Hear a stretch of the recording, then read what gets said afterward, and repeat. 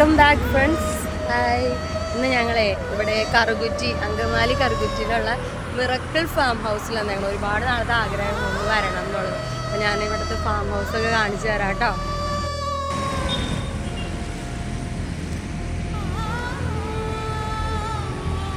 അടിപൊളി എൻട്രൻസ് ഒക്കെയാണ് സെറ്റ് ചെയ്ത് കിടക്കുന്നത്. കൃഷി സമൃദ്ധിയുടെ അത്ഭുത കാഴ്ചകൾ എന്നാണ് ബിജുവേട്ടൻ ഈ മിറക്കിൾ ഫാമിനെ പറയുന്നത്.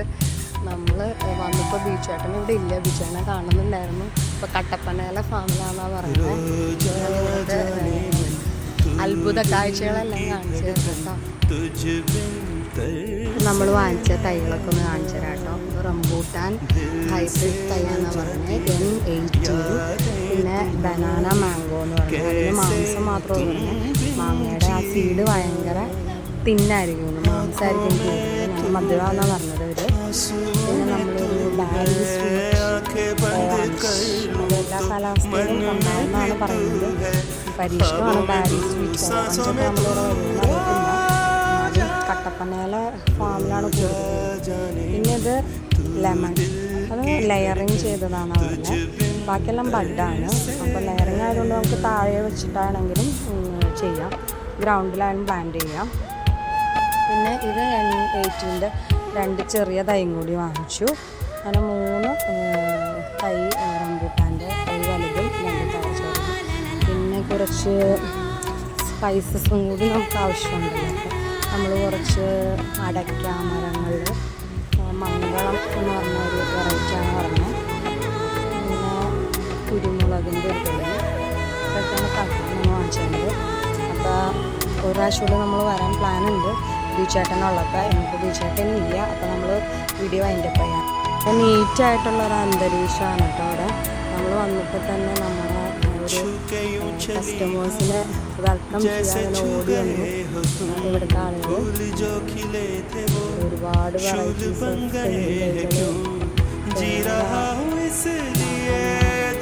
ഓറഞ്ചിൻ്റെ ഒരുപാട് വെറൈറ്റീസ് ഉണ്ട് കേട്ടോ. ബാരി സ്വീറ്റ് ഓറഞ്ച് വരുന്നു.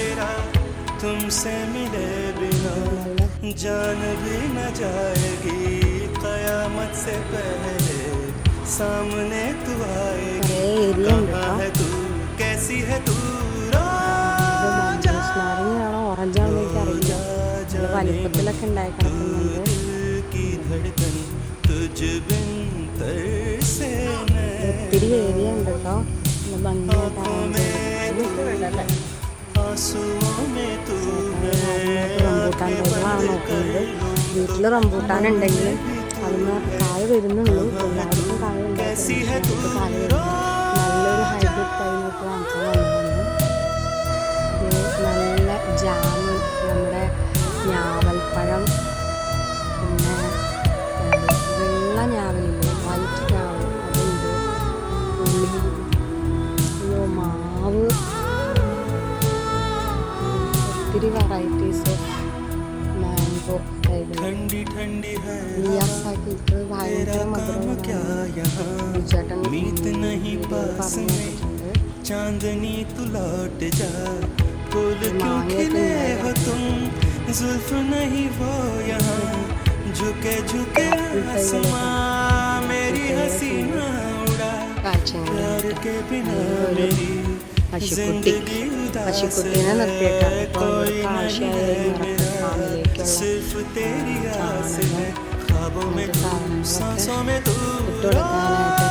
പശുവിനെ ഒരു വളർത്തുന്നുണ്ട്. തൊട്ടടുത്ത് തന്നെ അവരുടെ വീടിനോട് ചേർന്ന് ഇങ്ങനെ ഒരു ഫാം ഹൗസ് കാണാൻ നല്ല അടിപൊളിയാണ്. നല്ലൊരു പ്രകൃതിയോട് ചേർന്ന് വീടും ഫാമും കൂടെ വന്ന് ചേച്ചി നമ്മളെ എല്ലാ ചെടികളും കാര്യങ്ങളൊക്കെ പരിചയപ്പെടുത്തുന്നുണ്ട്. എൻ്റെ ചേട്ടായുടെ കൂടെ വന്നേക്കുന്നത്. കണ്ടപ്പോൾ ഒത്തിരി ഇഷ്ടം. കുറേ കാര്യങ്ങളൊക്കെ ഒന്ന് ചോദിച്ചു മനസ്സിലാക്കിയിട്ടാണ് എടുക്കുന്നത്. നല്ല തൈ നോക്കി വാങ്ങിക്കണമല്ലോ.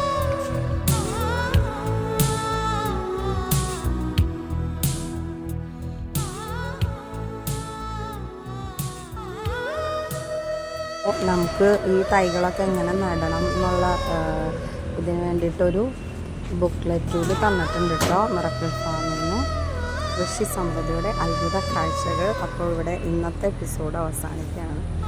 ഇനിയും ബീച്ചേട്ടനുകളൊക്കെ വരണമെന്ന് വിചാരിക്കുന്നു. അപ്പോൾ തുടരും എന്ന് പ്രതീക്ഷിച്ച് ഞങ്ങൾ പോകുക.